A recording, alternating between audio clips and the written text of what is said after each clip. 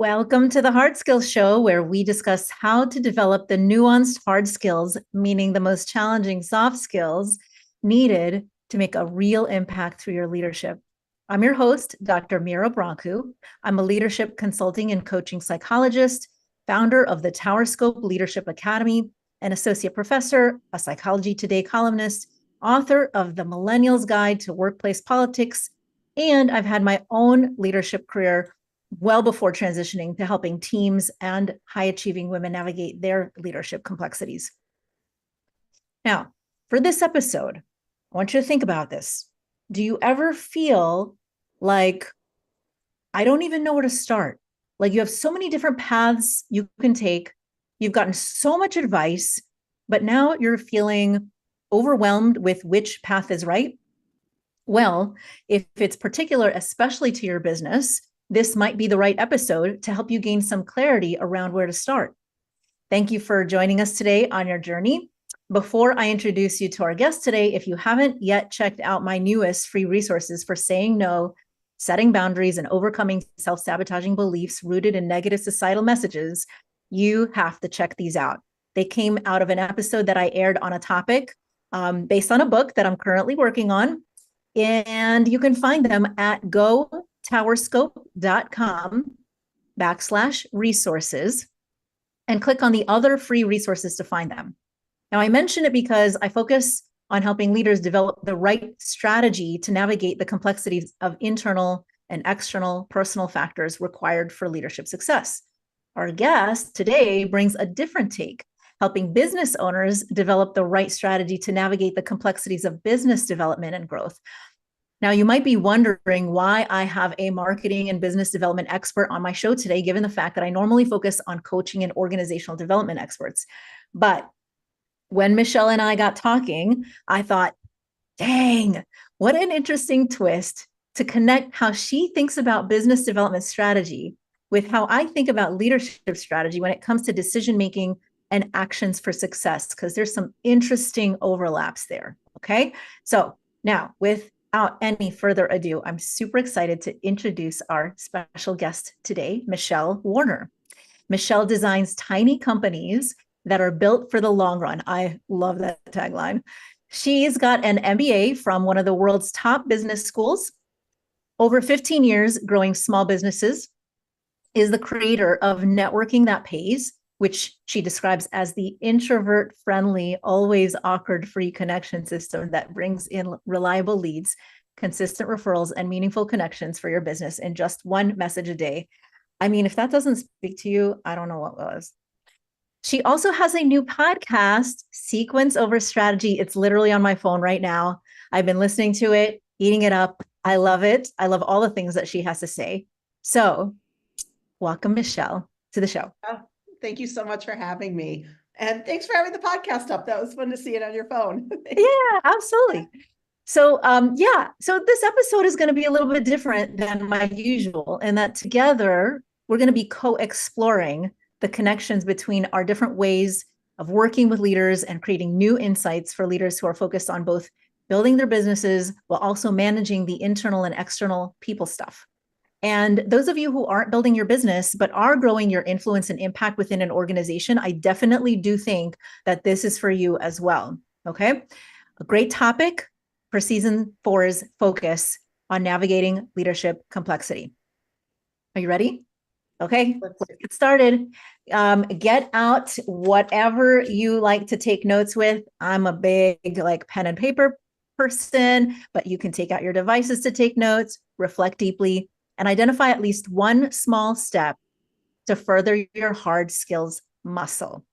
Let's get started with first, the different ways we see leaders getting stuck when they're growing their business or organizational growth and impact. Okay, I'm going to share a little bit of my side, but let's hear from you first, Michelle. What do you see? I love how you described where I come from and a little bit of a deeper or a different background and how it leads to such an interesting conversation, because what I see is people making the wrong decisions in the wrong order. So not even making the wrong decisions, but just running through a decision tree in the wrong order. And that has a ton of impact, obviously, if you're growing a business. Making decisions in the wrong order just has a real cyclical effect on how your business grows. But if you're in an organization or if you're a leader of any kind, if you're not asking those right questions in the right order, it's going to have a knock-on effect.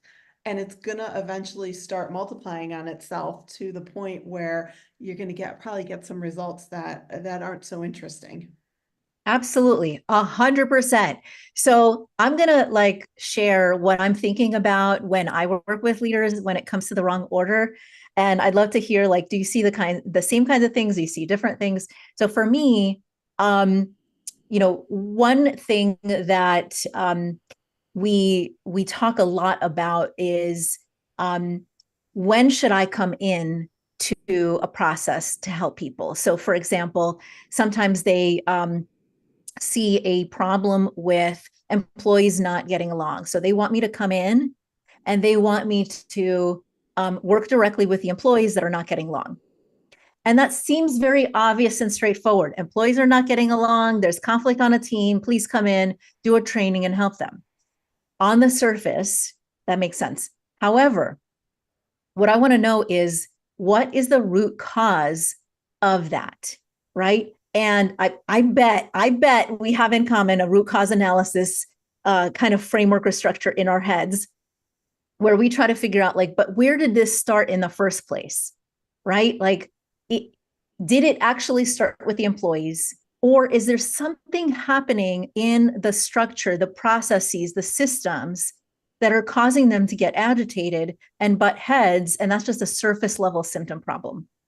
But what do you think? What do you see? Yeah, absolutely. I'm always looking for that root cause because when you can find the root cause, that's when you can start asking questions and making decisions in the right order. And I don't know how you find your root cause, but you talked about me going to business school. Like one of the classic MBA frameworks is something called the 5 whys, and it came from manufacturing and it came from operations. And it is the simple idea that if something is going wrong on that surface level, this again came from the manufacturing floor, but it definitely relates directly to just employees not getting along. If you ask why once, you're going to get a surface level answer. You're going to get so-and-so doesn't like so-and-so. Or on a manufacturing floor, you're going to get so-and-so wasn't in the right place at the right time. Okay, that's maybe an interesting answer, but as soon as you solve that, guess what? A day later, the problem's back.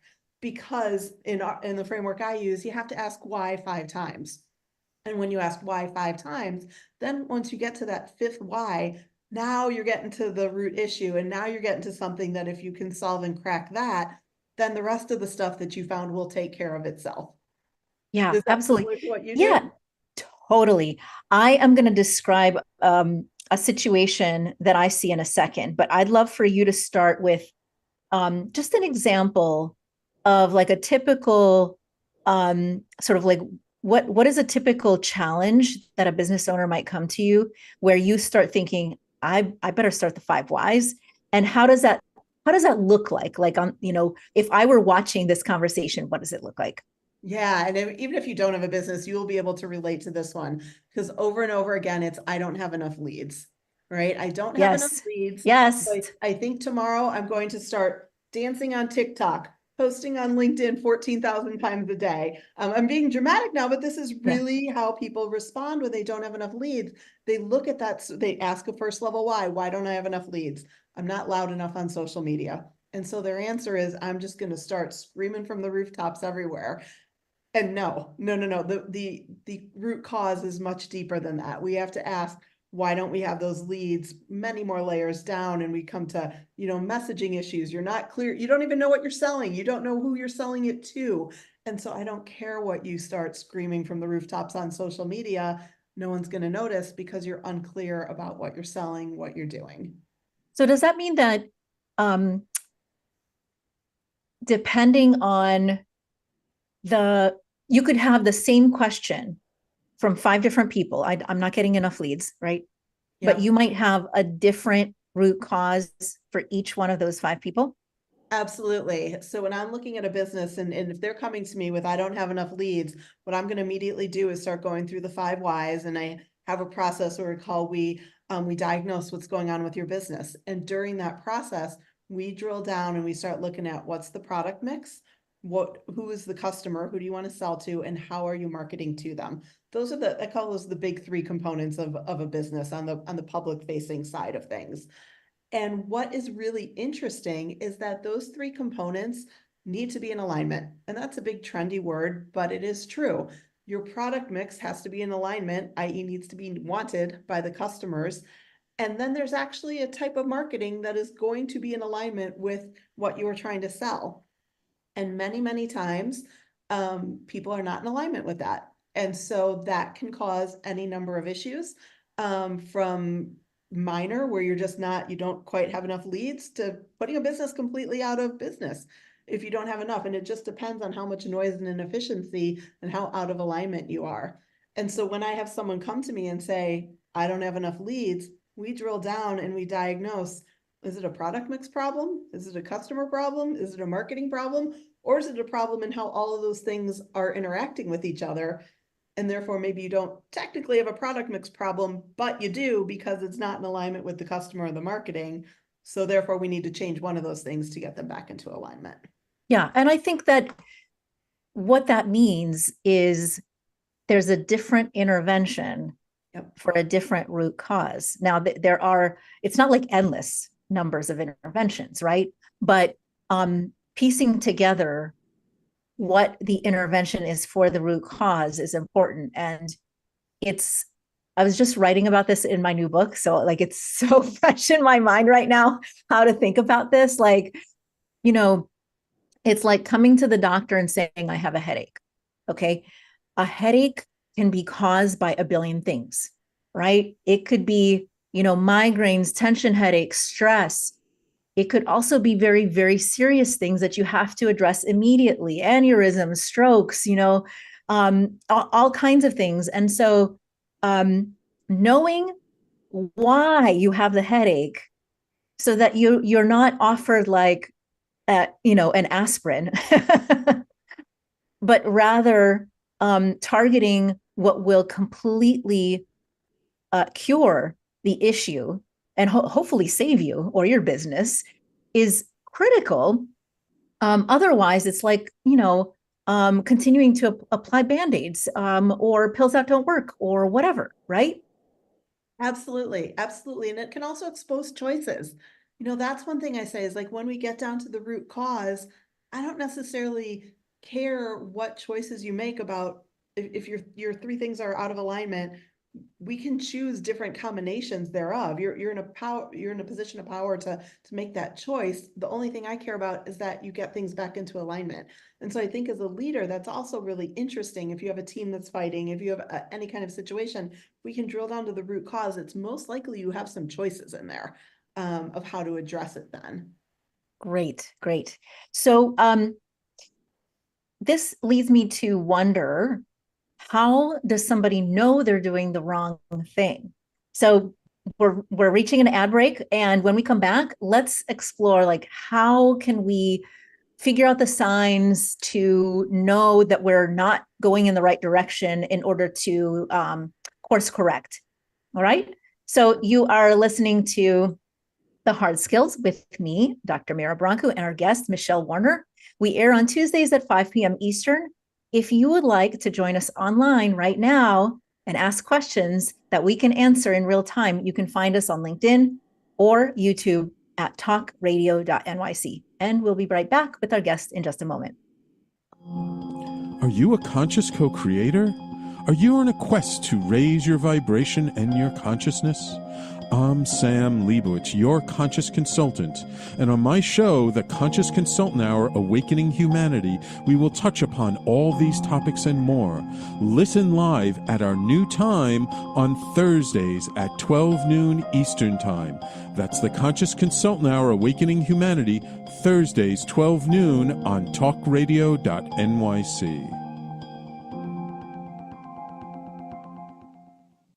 Are you a high-achieving, growth-oriented leader? Are you interested in developing your authentic leadership while creating a healthy, inclusive workplace? Hi, I'm Dr. Mira Brancu, host of The Hard Skills on talkradio.nyc at 5 p.m. Eastern on Tuesdays, where we discuss how leaders develop the hard skills needed to make a greater impact. We interview experts, have live coaching, and tackle these challenges. Listen to the Hard Skills on Tuesday at 5 p.m. Eastern on talkradio.nyc. Are you a business owner? Do you want to be a business owner? Do you work with business owners? Hi, I'm Stephen Fry, your small and medium-sized business or SMB guy, and I'm the host of the new show, Always Friday. While I love to have fun on my show, we take those Friday feelings of freedom and clarity to discuss popular topics on the minds of SMBs today. Please join me and my various special guests on Friday at 11 a.m. on talkradio.nyc. You're listening to Talk Radio NYC. Uplift, educate, empower.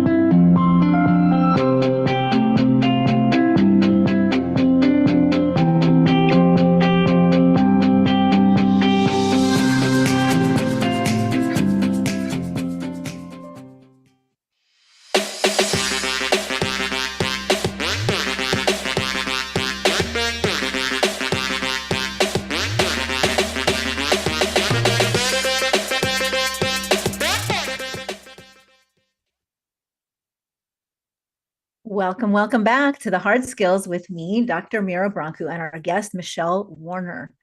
Now, Michelle, how is it that people know when they're going in the right direction? What are the telltale signs? I would say it's easier to know if you're going in the wrong direction. So that's the first check I Right, do. right. Yeah, and I'm looking for, is there noise in the system? That's what we call it in the business world. Is there inefficiency? Is there noise? Is there something that's not flowing correctly? And so that's the first thing I'm looking for. If you are trying something and there continues to be a lot of noise, you're probably going down the wrong track. Same way, like do a really quick 5 whys. The 5 whys does not need to be complicated, but if you ask yourself a first and a second level why, even if you think you're going in the right direction, why am I doing this? And whatever your answer is, ask why again. And if you're getting surface level answers, it is likely to mean that you haven't gotten deep enough to figure out the real root cause. And so even if it's looking like you're getting a few good signals, it's likely you're going to run into problems down the road. So what is the difference between a surface level response? Like if I were to ask myself, why, right? How will I know when to stop? How will I know, like, this is still surface level, Mira, or dang, that's it. That's the thing. Well, this is part of where it's not always, black and white, but I will tell you, you're going to have a gut hit when you know that you have gotten deep enough. And if you are answering questions, if you've had a challenge for a little while and you're asking yourself the 5 whys and you're rattling off some relatively obvious answers, I'm guessing that's not going to be it. It's going to be surface level enough. I literally ask myself, is this the equivalent of me telling myself that dancing on TikTok will solve the problem?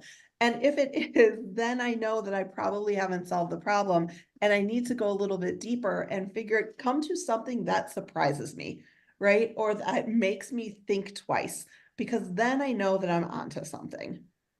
Love that.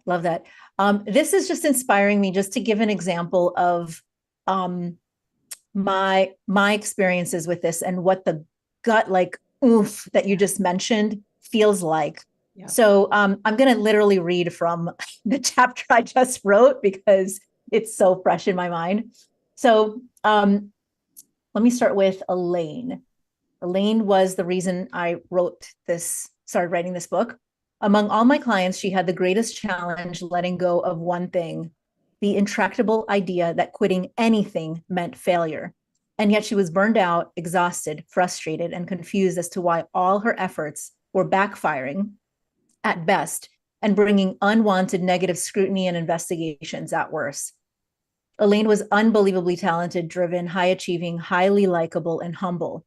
Like so many women I work with, she was a high achiever at work and in her personal life. For example, on the side, Elaine built airplanes. That's right. She built airplanes as a hobby, and she was a competitive road biker who had won awards until she blew out her knee because she didn't know how to do anything on slow drive, only in hyperdrive. She was amazing, and I worried she would wear her body out through her stress the way she'd blown out her knee, through her sheer will to succeed at all costs in her well-being. Why did she continue pushing so hard despite the signs telling her to stop, quit, and let go? The answer is deep beneath the surface at the root cause of what drove her behaviors. The root cause of why we do what we do equates the risk factors we have for continuing on our unhealthy behavior patterns.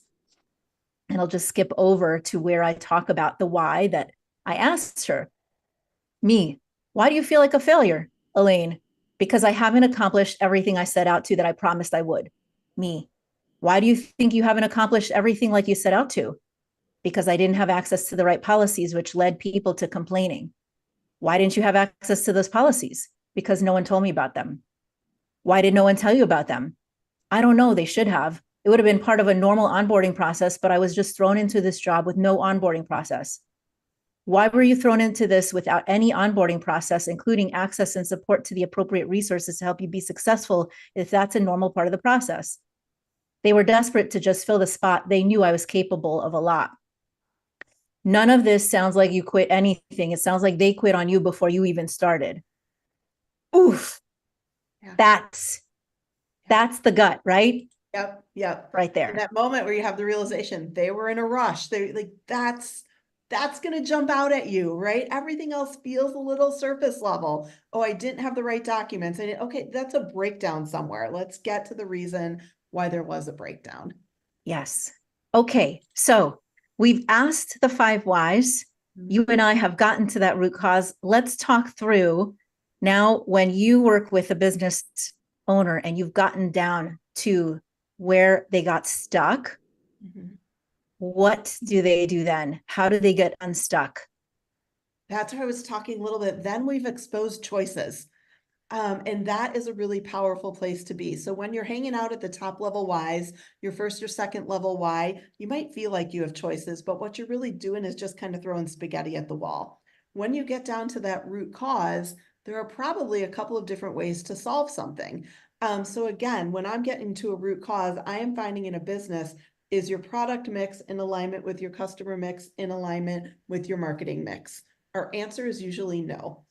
But that doesn't mean that one of those is glaringly the thing that needs to be fixed. What usually happens at that point is I say, which one of these do you feel the strongest about?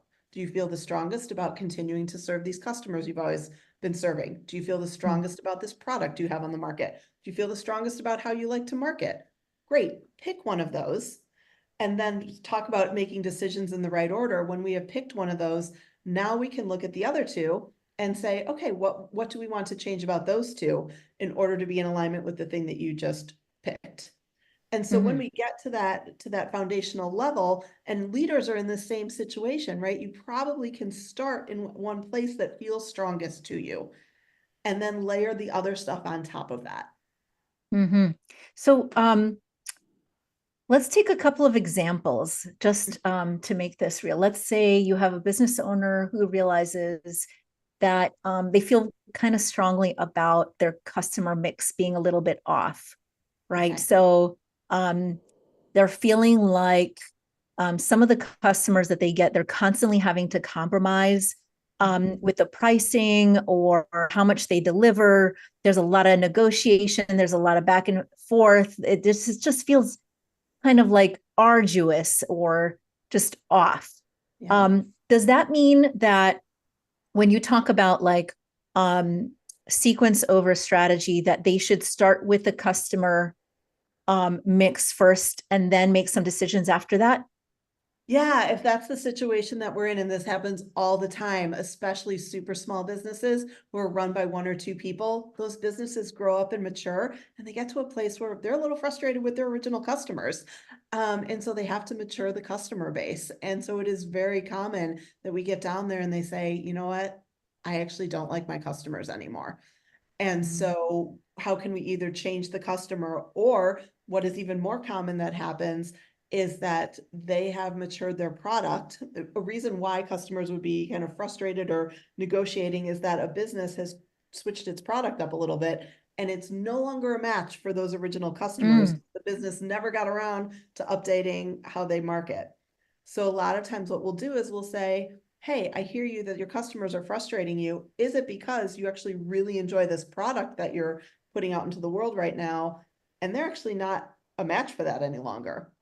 And that's a really hard conversation we have to have, because that is probably the most common fix that we find is we want to keep the updated product, but acknowledge that the customers are no longer a match for it. And what you just listed are the symptoms that they show that tell you they're no longer a match for it. So we got to go find a whole new batch of customers because you have grown up as a business and you're no longer a match for your original customers.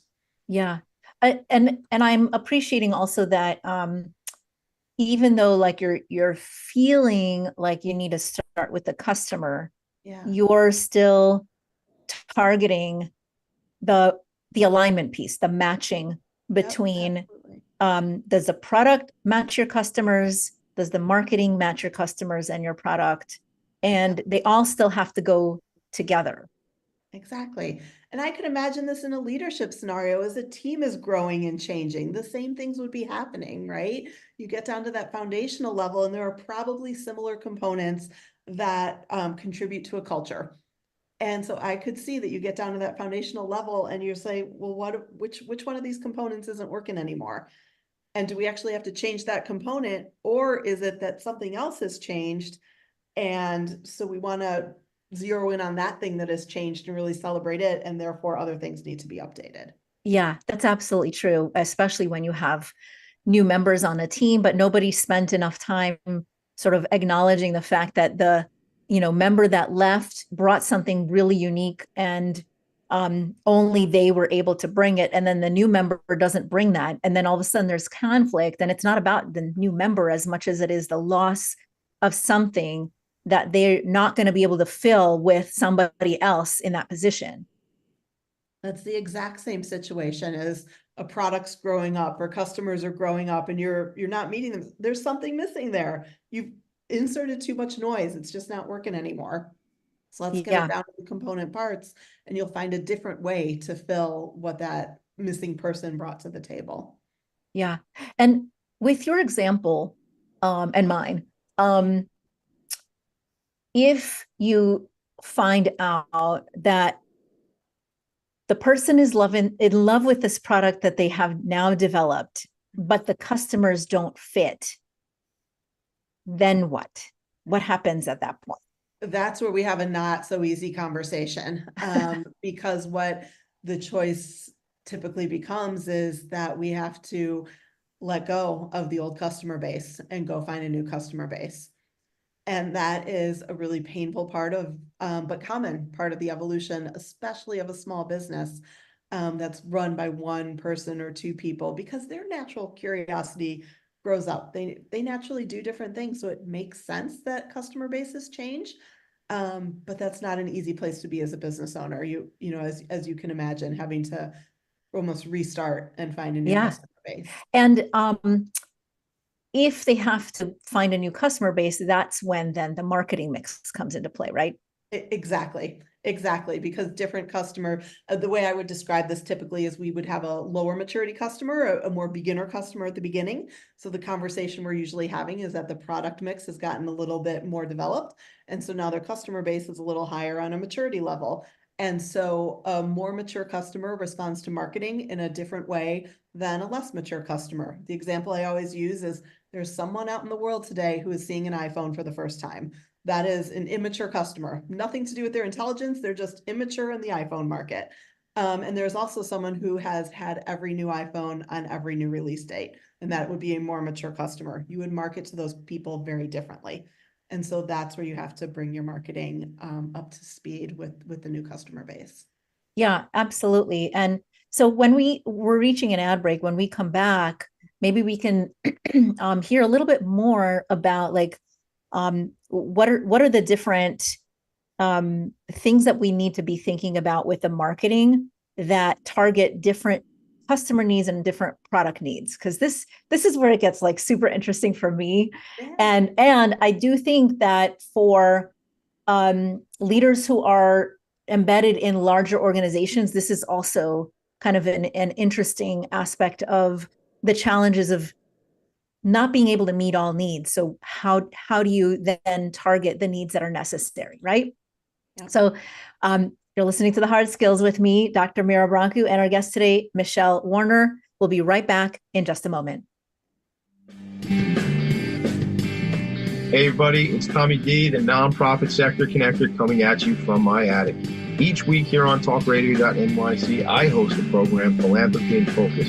Nonprofits impact us each and every day, and it's my focus to help them amplify their message and tell their story. Listen each week at 10 a.m. Eastern Standard Time until 11 a.m. Eastern Standard Time, right here on talkradio.nyc. Were you an essential worker during the pandemic? If you needed to learn stages of epilepsy, did you depend on advocates? Did you use new innovations to cope with mental and neurological issues? Maintaining high quality of life and keeping good mental health are what we all strive for.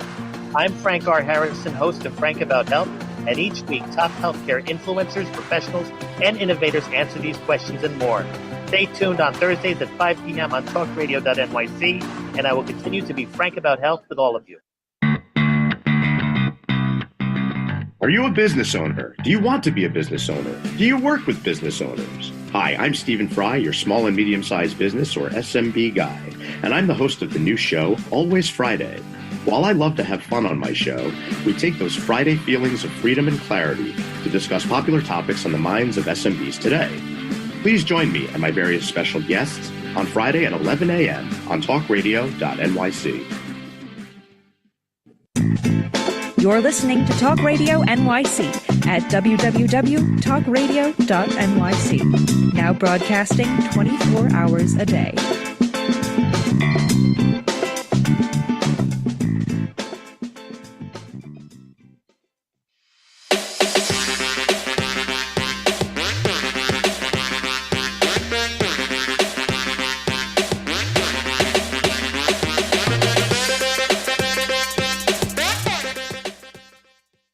Welcome back to the Hard Skills with me, Dr. Mira Brancu, and our guest today, Michelle Warner. Now, we have talked about trying to do things in the right order. We've talked about learning how to do that by going through the 5 whys and getting to the root cause. And we talked about once you do that, you will sort of pinpoint, do I start with the product mix, the customer mix, or the marketing mix? But at that point, you might have to have some difficult conversations, and you might have to start thinking through the order of things. Is it the customer that needs to change first, or is it the product? And sometimes you'll realize once after you get through those 5 whys, which way to go. Did I summarize that okay so far? Nailed it. Okay. Now we're getting to what I consider the most complicated. Right? It's one thing to say, like, I don't have quite the right customers, and you're pretty clear on that, or the right products, and you might be fairly clear on that. But the marketing, I find, is a little bit more nebulous. Maybe that's just me. I suspect it's not only me. And so I'm curious, number one, do you find that among other business owners to be the case as well? And if so, why? Why is that one the most nebulous? I think it's the most nebulous, interestingly enough, because it's the most talked about. And I'll explain. It is very easy to think, oh, marketing, right? And we can just do some marketing activities. And it feels like marketing is something that you can just Google some skills on and figure out. And it's a lot more complicated than that. And it's every marketing strategy does not tie to every product mix and every customer mix, as we've been talking about.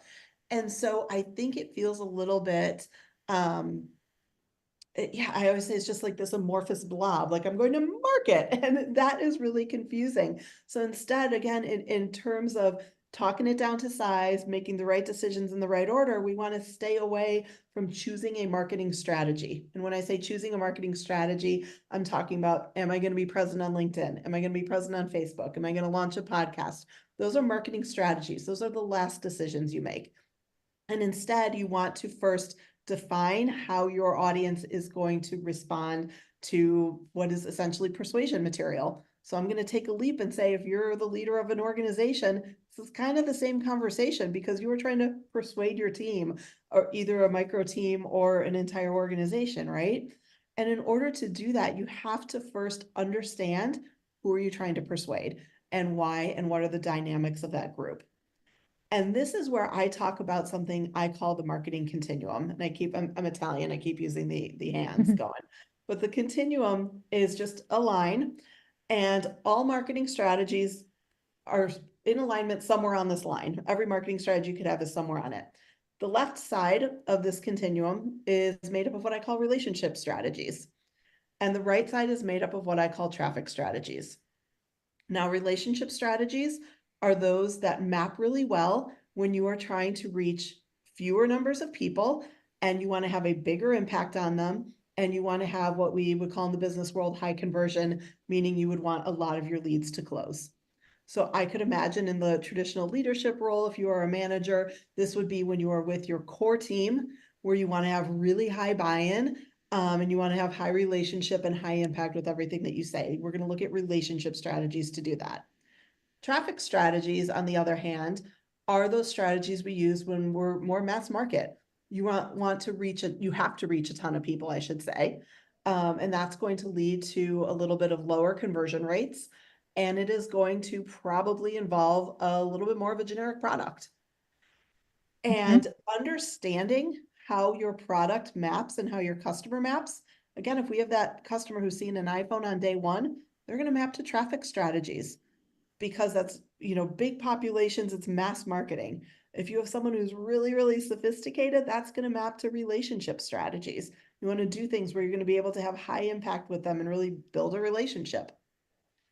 And so again, if you're a leader in an organization, I actually, you can stop me if we're going too far, but this is fascinating to me. It's hitting me right now. If you're a leader in an organization, when you're talking to a big chunk of the organization, you're probably thinking in traffic terms. Yep. If you are talking to your team, your core, your direct reports, you're thinking in relationship terms. And if you cross those boundaries, again, that's where we see marketing efforts totally fall apart. If I have a product that is in alignment with relationship marketing and I am trying to traffic market, not going to work very well. Also in the opposite, if I have a traffic product and I'm trying to relationship market, it's going to not go well. And so that's where you need, again, that alignment to come in. And I can imagine, again, the same would be the same in an organization.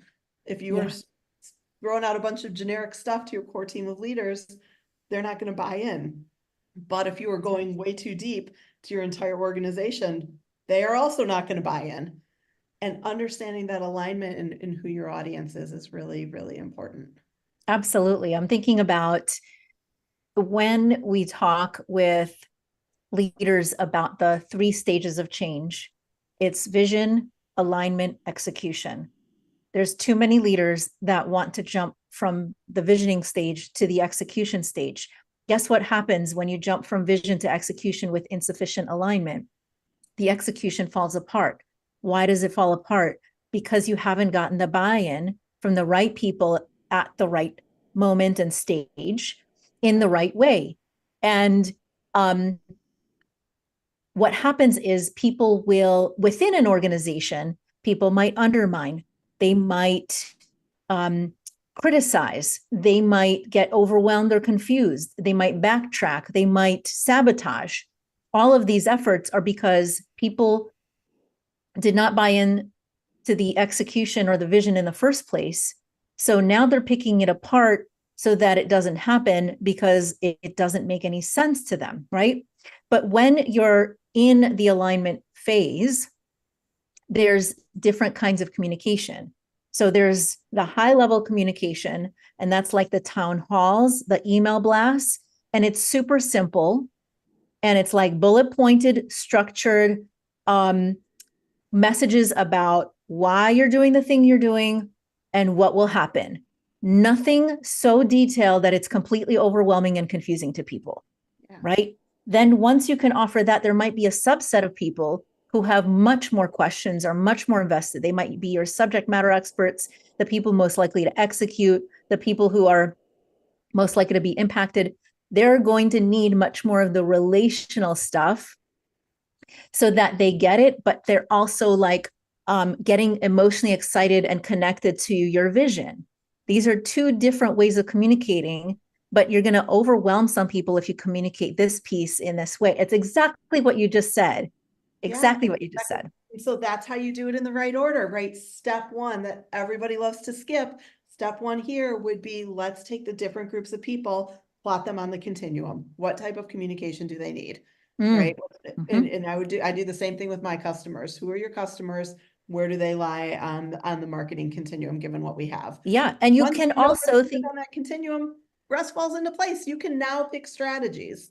Yeah. that's right. You could think about this as a change management strategy. If it's too sort of like overwhelming, or you're not connecting to the word marketing mix or strategy, you can think about this either as communication, simple enough, right? Yep. Or change management. Change management is all about the people, processes, the conversations that need to happen, and in what way, so they're on board, aligned, get it. 100%. It's the exact same process. And then that's where, right at the beginning, I was saying the biggest issue is people aren't making decisions in the right order.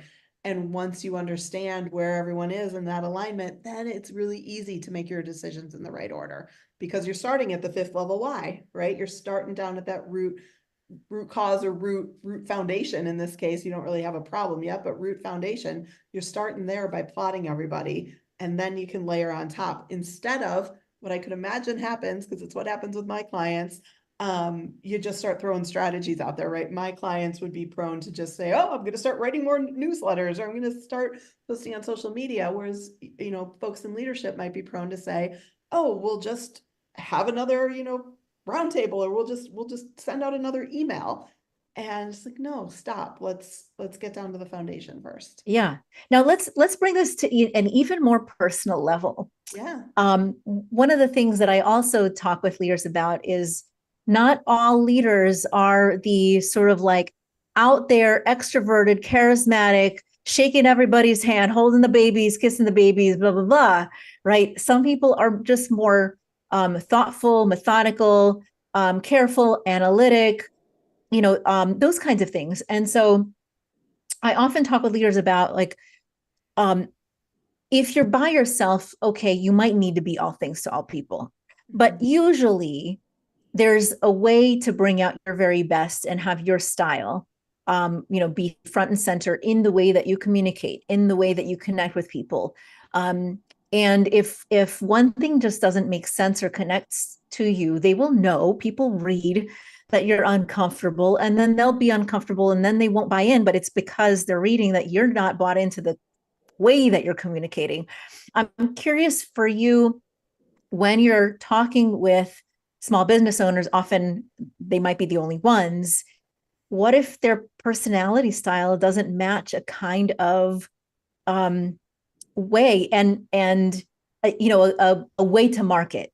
And I noticed that we're actually reaching an ad break, so I'm going to drop that little seed for us to talk about after the ad break. You're listening to The Hard Skills with me, Dr. Mara Brancu, and our guest, Michelle Warner, and we'll be right back in just a moment. Are you a high-achieving, growth-oriented leader? Are you interested in developing your authentic leadership while creating a healthy, inclusive workplace? Hi, I'm Dr. Mara Brancu, host of The Hard Skills on talkradio.nyc at 5 p.m. Eastern on Tuesdays, where we discuss how leaders develop the hard skills needed to make a greater impact. We interview experts, have live coaching, and tackle these challenges. Listen to The Hard Skills on Tuesday at 5 p.m. Eastern on talkradio.nyc. Hey everybody, it's Tommy D, the nonprofit sector connector, coming at you from my attic. Each week here on talkradio.nyc, I host the program Philanthropy in Focus. Nonprofits impact us each and every day, and it's my focus to help them amplify their message and tell their story. Listen each week at 10 a.m. Eastern Standard Time until 11 a.m. Eastern Standard Time, right here on talkradio.nyc. Are you a conscious co-creator? Are you on a quest to raise your vibration and your consciousness? I'm Sam Leibowitz, your conscious consultant, and on my show, The Conscious Consultant Hour, Awakening Humanity, we will touch upon all these topics and more. Listen live at our new time on Thursdays at 12 noon Eastern Time. That's The Conscious Consultant Hour, Awakening Humanity, Thursdays 12 noon on talkradio.nyc. You're listening to Talk Radio NYC at www.talkradio.nyc. Now broadcasting 24 hours a day.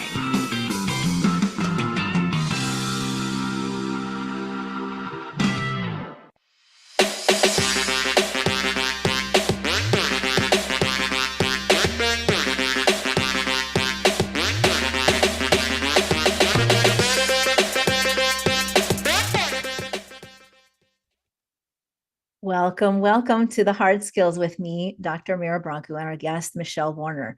Now, when we were reaching an ad break, we were starting to get into some really meaty stuff about what if our personalities don't quite match our marketing efforts? What do we do? Michelle, got any tips, ideas?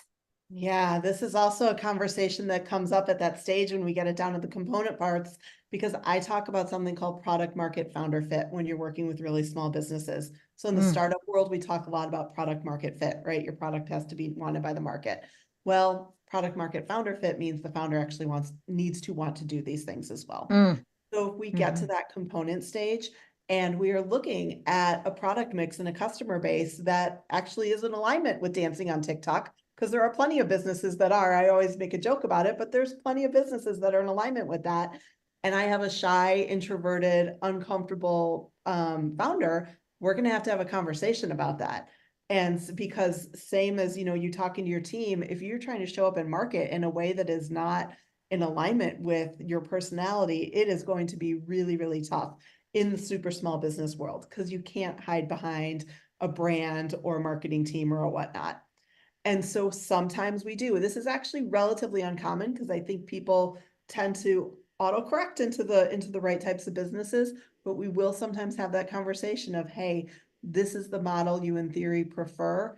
You're gonna have a really tough time pulling off that marketing. And so we might actually need to look at the other side of that marketing continuum and look at something for you that's much more in alignment with relationship marketing, which tends to be much more comfortable for introverts. I love that this is where we ended here, because one of the things that I work so much on is the issue about how we define leadership, and that we often get only one definition of quote unquote what successful leadership looks like. And unfortunately, it's been defined over the years using a model based on men who have led organizations in, over decades. And that keeps women from being seen as leaders of those organizations, as potential leaders.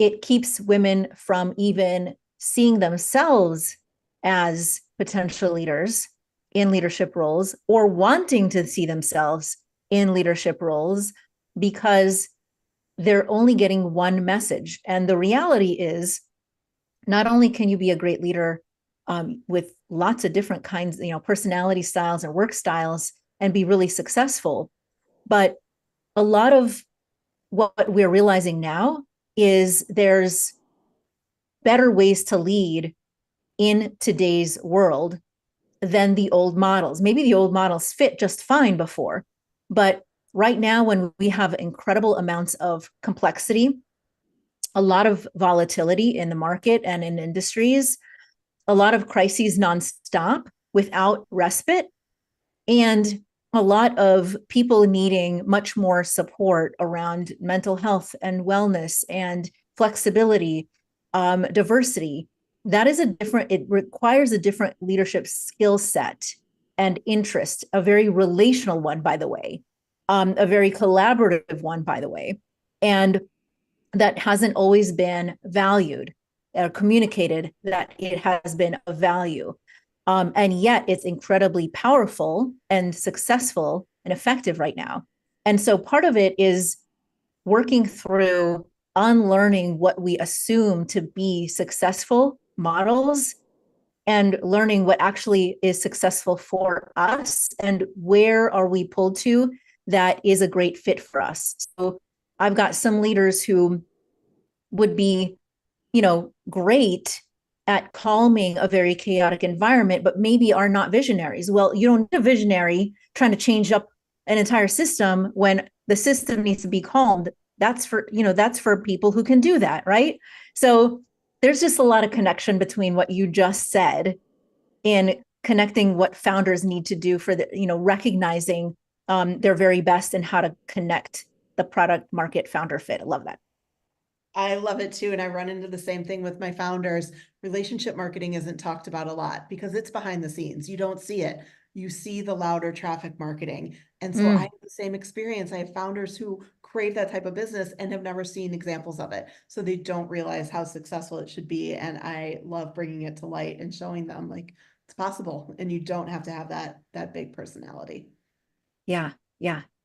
So what is one thing that you, out of all of the things that we talked about, what's one thing that you would like people to take away from today? Oh my gosh, take a breath, do the 5 whys, do whatever you need to do when you're confronted with something, and let's look for the root issue before you get into trying to solve any problem. Because if you find that root issue, everything else falls into place, and that a lot of the questions aren't nearly as hard as you think they are. Yeah. And if they're thinking, I still don't even know where to start, or I've done the 5 whys on myself, and now I feel like I need a little bit more help or assistance, how can they find you? What can they find about you? Yeah, you can find me over at themichellewarner.com. There's a "the" in front of my name. And you can hang out with me there. Or I talk a lot about this stuff on my new podcast, Sequence Over Strategy. There's actually a whole episode on the 5 whys, and I would welcome everyone to come over and subscribe to that show and check it out, because I'm breaking down kind of these decision-making parameters in every episode. Excellent. And I'm going to admit right now that I did take one of Michelle's courses, Networking That Pays. It was fantastic. It blew my mind that I could actually lean into my introverted relational self and be successful. And that was, exactly what I needed at the time. I'm going to, for those of you who are watching right now live or watching this recording later on, I'm also showing you her website right now, Michelle with 2 L's, Warner, WARNER.com, just so you find the right person. This is her. She's got so many options around Networking That Pays, training, boot camps. Actually, I took your boot camp too, I think. Yep. It was so good. Monthly table talk and things like that you can find out all about. And then here's information about her new podcast so that you can learn a little bit more, dive even more deeply than what we did today. Yeah. Thank you anything else that people should know before we start closing out? No, other than thank you for having me. Absolutely. So, audience, what did you take away today? And more importantly, what is one small change that you can implement this week based on what you learned from Michelle? Share it with us on LinkedIn at Mira Brancu and Michelle Warner. That's where we live online. Now, Talk Radio NYC is everywhere. It's on Facebook, it's on Instagram, it's on Twitter, it's on Twitch. I have some of those as well. LinkedIn is where I live online. I suspect that's where Michelle lives online. So that's where we will respond and cheer you on. In addition to being a live show, we are on Apple Podcasts and on Spotify. Please go subscribe to the podcast, leave a review, and share with us and share with others as well to help increase our visibility, our reach, and our impact.